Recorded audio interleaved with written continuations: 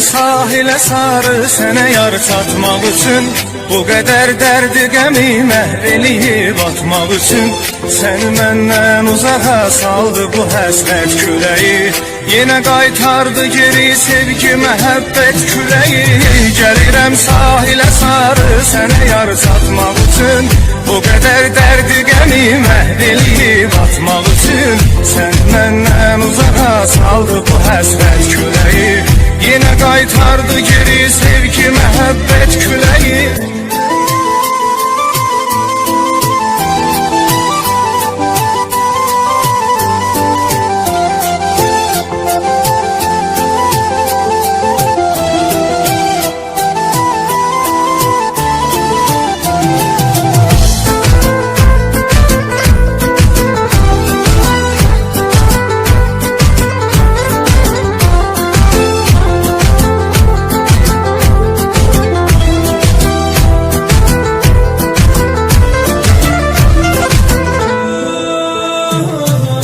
Elə qaytardı geri ömrümə bir nur silədin, sənə həsrətdə qalan aşıqı xoşbəxt elədin.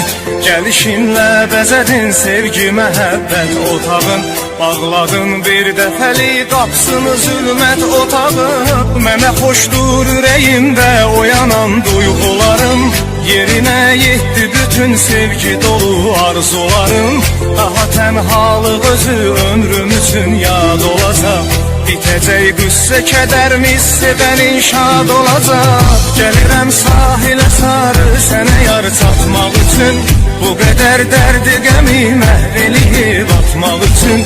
Sən məndən uzağa saldı bu həsrət küləyi, yenə qaytardı geri sevgi məhəbbət küləyi.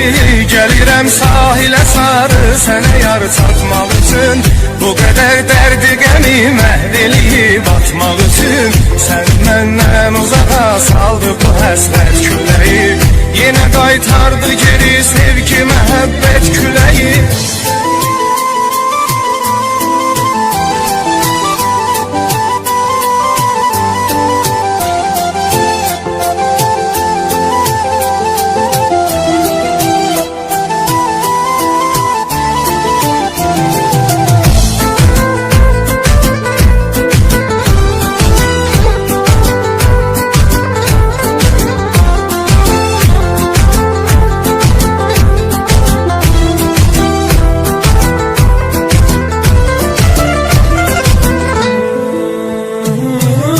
Sevən aşıqlar üçün böyle gözəl sevgi gərək, gözəlim sevgimizi dillərə dastan eləyək. Daha biz ayırmayaq bir döyünən qəlbimizi, əbədi xatirə tək gəl yaşadaq sevgimizi.